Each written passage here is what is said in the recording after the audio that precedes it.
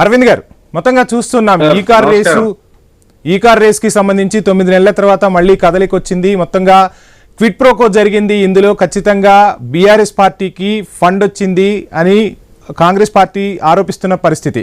ఏం చెప్తారు ఈ కేసు గురించి?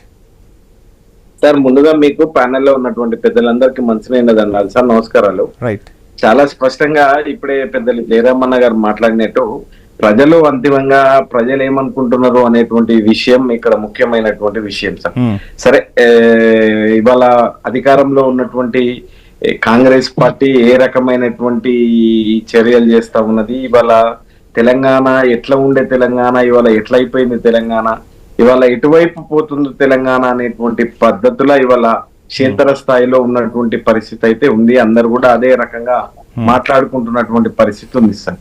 అయితే ఇక్కడ నేను చెప్పొచ్చేటువంటి అంశం ఏంటి అని అంటే సార్, ఈ కార్ రేసులో ఇవాళ దేశంలో ఎక్కడ లేకుండా ఇవాళ మనం తీసుకొని వచ్చి తద్వారా ఇవాళ ప్రపంచమే తెలంగాణ వైపు చూసేటువంటి పద్ధతిలో ఇవాళ కేటీఆర్ గారు ఆ ఇమేజ్ ని తీసుకొని వస్తే దాన్ని కొనసాగింపుగా, అంటే ఒక గవర్నమెంట్ పోయి ఇంకో గవర్నమెంట్ వస్తే గతంలో చేసినటువంటి దాన్ని కొనసాగించాల్సినటువంటి బాధ్యత ముమ్మాటికి ఆ ప్రభుత్వం పైన ఉంటది. కానీ ఇక్కడ రేవంత్ రెడ్డి గారు ఎట్టి పరిస్థితిలో వీళ్ళని ఇరికియాలి అనేటువంటి ఆలోచన లోపల మీరు అనేక ప్రయత్నాలు చేసిన వాళ్ళు దాంట్లో విఫలమైనరు సార్.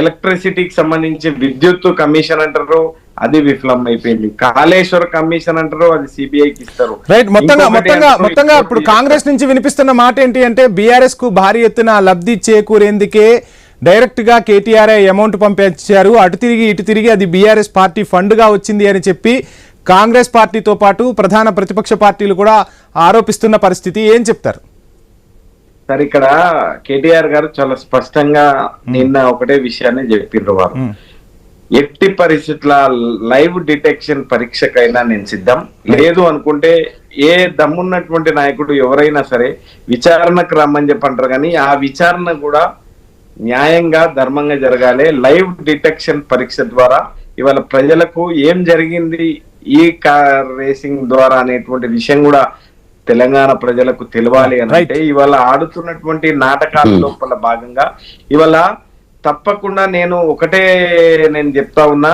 నేను ఎట్టి పరిస్థితిలో వాళ్ళు అరెస్ట్ చేస్తారా చేసుకునివ్వండి, ఛార్జ్ షీట్ వేస్తారా వేయనివ్వండి, కానీ ఇవాళ నేను ప్రజల పక్షంగా ఉండి లైవ్ డిటెక్షన్ పరీక్షకు నేను సిద్ధం, నువ్వు సిద్ధమా అని చెప్పి ఇవాళ వాళ్ళు ప్రశ్నిస్తున్నటువంటి నేపథ్యం ఉంది. ఎందుకు అంటే అవినీతి జరిగినట్లు ఎక్కడ ఉన్నది అనేటువంటి విషయాన్ని అడుగుతున్నాడు కేటీఆర్ గారు. మీరు ఆ విషయాన్ని ఎక్కడైనా చెప్పగలిగిర్రా? ఎంతసేపు అయ్యిందాన్ని నాకిట్లా పెడతా ఉన్నారు, కాందాన్ని కంచెన పెట్టి మాట్లాడుతూ ఉన్నారు. కాబట్టి తప్పకుండా తెలంగాణ ప్రజలందరూ కూడా గ్రహిస్తా ఉన్నారు ఏది రాయి ఏది రత్నము అనేటువంటి విషయం ఇప్పటికే తెలంగాణ ప్రజలకు అవగతం అయింది సార్. రైట్. అరవింద్ గారు, మళ్ళీ మీకు టైం ఇస్తాను. గంగాపురం వెంకటరెడ్డి గారి వాయిస్ తీసుకునే ముందు మనం షార్ట్ బ్రేక్ తీసుకుందాం.